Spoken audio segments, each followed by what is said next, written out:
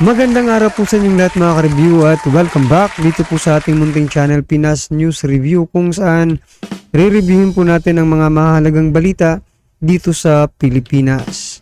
Mga simpleng komento sa mga issue dito sa Pinas. Yan mga ka-review natin, no? At eto nga, PBBM nagtawag na ng kakampi. China kinuha na West Philippine Sea. Rumesbak na Japan, inatake ang mga Chinese. Yan mga ka-review natin. Patungkol po riyan ang ating bibigyan ng reaksyon, komento at kritisismo. Kung meron man po, no? Mula po ang balitang ito kay Boss Balita TV. Yan mga ka-review natin, nasa description po ang full video link ng balitang ito. Mag-subscribe na po kayo kay Boss Balita TV. Yan mga ka-review natin, at kung bago ka pa lang at di pa po nakapag-subscribe sa ating munting channel, please don't forget to subscribe. At i-click na rin po ang bell notification para updated ka po sa lahat ng ina-uploads nating reaction video. Yan mga ka-review natin, no? At eto na nga, sama-sama at sabay-sabay po natin pakinggan ang balitang ito. At bigyan rin po natin ng reaksyon. Eto na po. Si Fumio Kishida, base sa balitang kumakalat, mismong Japan Prime Minister ang tumawag na sa Pilipinas matapos magdeklara ang China na trespassing na ang Pilipinas. Ayon kay Kishida, direkta niyang kakausapin si Pangulong Marcos na bumuo na sila ng alyansa para makaresbak ang Japan sakaling bungguin muli nilang Pilipinas. Sa mga hindi nakakaalam, Japan ang napabalitang sumampa sa barko ng China matapos mahuli ng Japan na pumapasok sa teritoryo nilang China. Kaya laking takot ng mga Chinese nang malamang tutulong ang Japanese sa Pilipinas. Dapat lang na makipagtulungan tayo hindi lang sa Japan at kundi sa iba pang bansa na maaring maapektuhan itong pagkamkam ng China sa buong South China Sea at sa kasama na yung West Philippine Sea. Gusto nilang mapunta sa kanila yung simpatya ng mundo, gusto nilang palabasin na sa mundo na sila yung inaagrabyado para na ma-recapture nila yung initiative, no? Yan ginagawa nila, pinapalakas nila yung boses nila at saka yung pagbabaluktot nila sa katotohanan. Pero ayon kay Colonel Medel Aguilar, China ang totoong nanghihimasok kaya wala silang karapatang ideklarang trespassing ang Pilipinas, kaya hindi tayo padidikta sa mga Chinese kung saan lang pwede ang Pilipinas. Siguro ang dapat na itigil yung kanilang mga illegal na ginagawa sa loob ng ating maritime zone. Hindi sila dapat nandyan at hindi sila dapat nang haharas ng ating mga mangingisda. So lahat ng kanilang mga ginagawa dapat nilang itigil. Tayo po ay isang malayang bansa at mayroon tayong foreign policy na independente. So, malaking isang sa akin parang insulto yung sinasabi nila na dinidiktahan tayo ng ibang bansa sa ating ginagawa. Siguro nasasaktan lang sila dahil nalalaman ng maraming tao sa buong mundo kung ano ang mga kamalian na kanilang ginagawa. Dagdag pa ni Rene De Castro, security analyst ng Pilipinas, sinusubukan di umano ng China ang Mutual Defense Treaty ng US at Pilipinas sa pamamagitan ng pangaras na unang umatake ang Pilipinas. Talagang napipiko na sila sa atin kasi talagang ang polisiya ng gobyerno to talagang kumbaga defiance na hindi natin tinatanggap yung napaka-expansive claim nila sa South China Sea. China-challenge rin nila ang Estados Unidos. So, malala po ito. Ano ang aksyon pwede natin gawin dahil ganyan pala ang posisyon, ang ginagawa sa atin ng China? Dr. De Castro. Well, sinabi naman ho ng National Task Force on the West Philippine Sea at recently ho naglabas ng statement ho ang ating National Security Advisor, si Secretary Anyo, na itutuloy ho natin yung resupply mission ho natin. Hindi ho tayo magpapasindak sa ginagawa ng China ho. Opo. Tutuloy ho natin. Tutuloy natin. So yan mga ka-review natin, talagang tama po. Talagang nasasaktan na po siguro itong China, no? Kaya nga po nagpapadala na po sila ng mga gray shape dyan sa West Philippine Sea mga ka-review natin, no? Nasasaktan na po sila kasi wala pong kumakamping bansa sa kanila mga ka-review natin, no? Halos buong mundo kumakampi po sa Pilipinas sa usapin po ng West Philippine Sea mga ka-review natin. So yan talagang agresibo na po ang China ngayon. Siguro kung napipikon na po ito sa Pilipinas sapagkat diba, bawat balitang bumubunga diba, may mga bansa na mga willing na tumulong sa Pilipinas tulad nga ng Japan mga ka-review natin na makikipag-partnership pa sa Pilipinas, no? Para sa joint na pagtitraining ng Japan, no, at saka mga sundalong Pilipino. Yan, mga ka-review natin, no.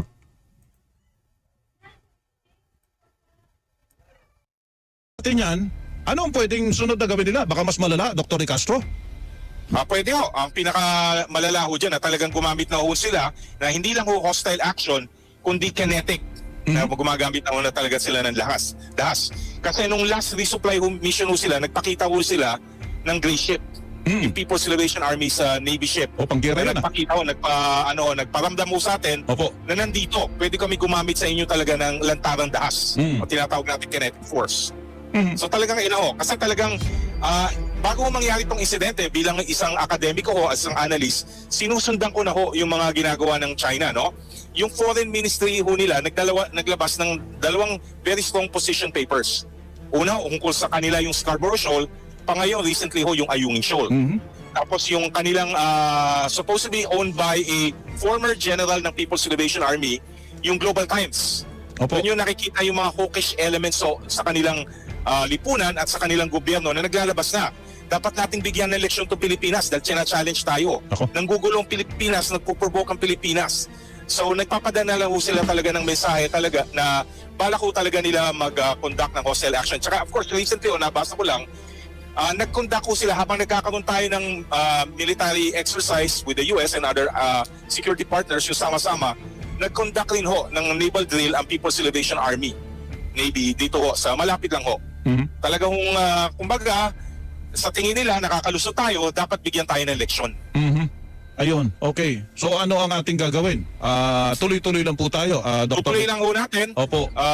Titignan ho natin anong level ng escalation ng gagawin ng China. Opo. At meron ho akong at least as a private citizen ho, as an analyst, hindi ho ako konektado sa gobyerno, konektado ako sa isang universidad, no? Opo. Siguro pwede ho ako mag-ilan ng ibang mungkahi. Sige po. Siguro panahon na huwag na tayo gumamit ng Philippine Navy Commission ship.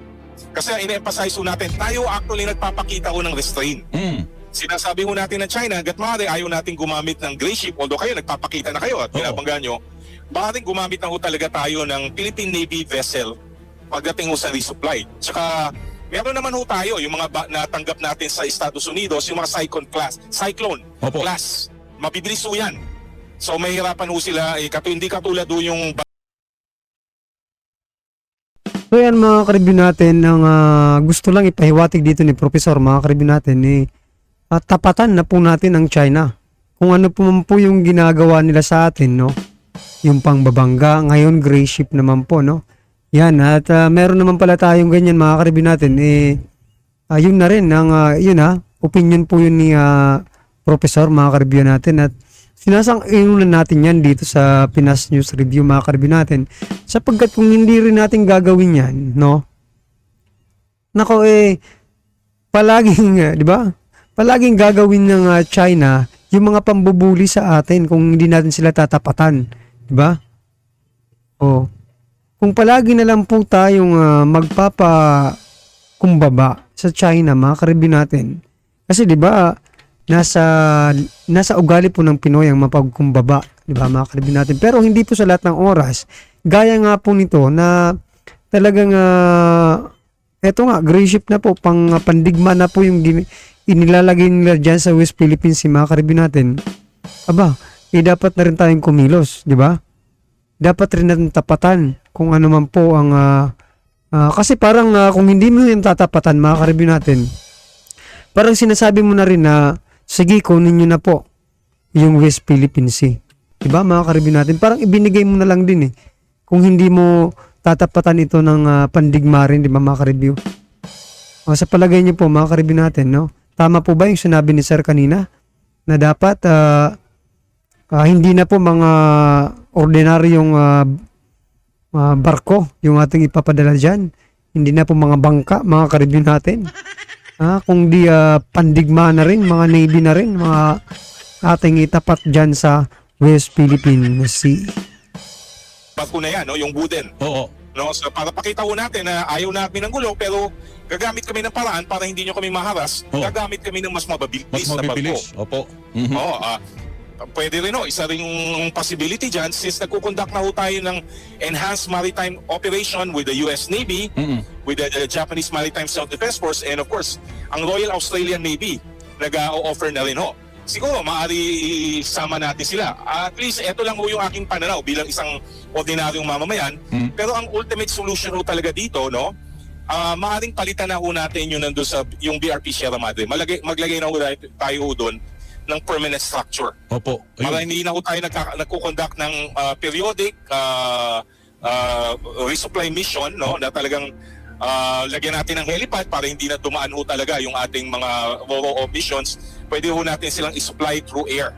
At mas magiging komportable ho yung ating mga kasandaluhan na dinideploy ho natin diyan sa Ayungin Shoal po.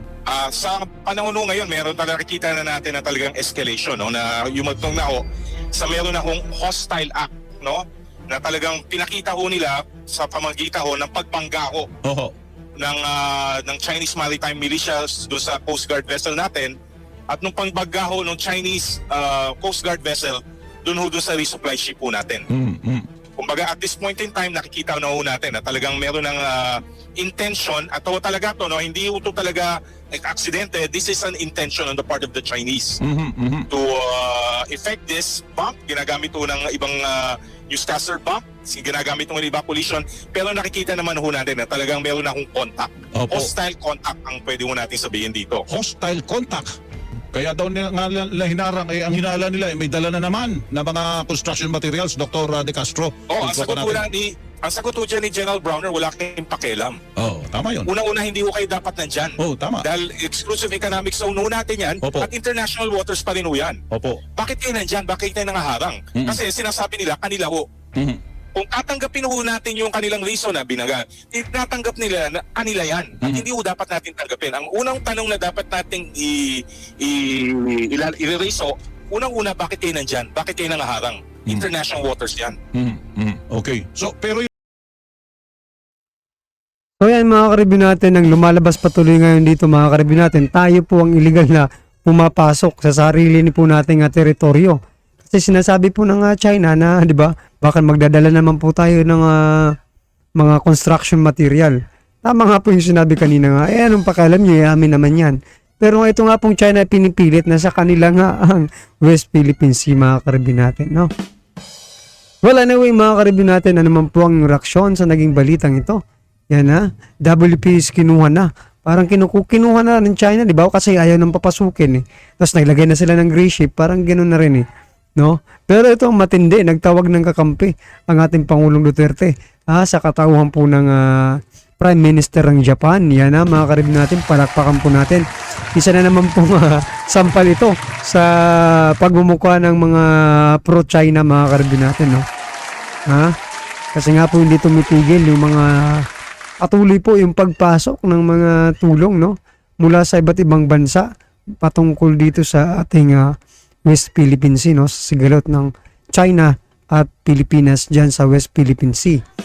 So yan mga ka-review natin, at ang China naman po mga ka-review natin tuloy-tuloy pa rin po sa mga black propaganda yan mga ka-review patungkol sa ating bansa. Nako, tumigil na kayo, wala rin naman naniniwala sa inyo. Pero ang sabi nga, hindi naman tayo yung gustong paniwalain ng China, kundi yung mga Chinese doon sa kanila, mga ka-review natin, no? Para, kasi mukha na sigurong nakikita na nila siguro, mga ka-review, na mukhang tagilid na talaga. Ayaw na silang sigurong paniwalaan. Kaya ito, naglalabas po sila ng mga article na eto, sinisiraan nila ang PC Pilipinas, no? Sinasabi nila na sakali na daw yung Ayungin Shoal, mga ka-review. At saka yung isa, di ba? Sinasabi nilang sakali na din daw. Sa inyo na. Sa isipan nyo lang, di ba? Alright, mga ka-review natin, na naman po ang inyong reaksyon. I-comment na po sa baba para at least alam po ng ating mga kababayan ang inyong nararamdaman sa balitang ito. Alright? Yan mga ka-review natin, huwag din pong kalimutang mag-subscribe kay Boss Balita TV. Nasa description po ang full video link ng balitang ito. Panoorin niyo po sa channel niya at tapusin niyo po sa kanyang channel.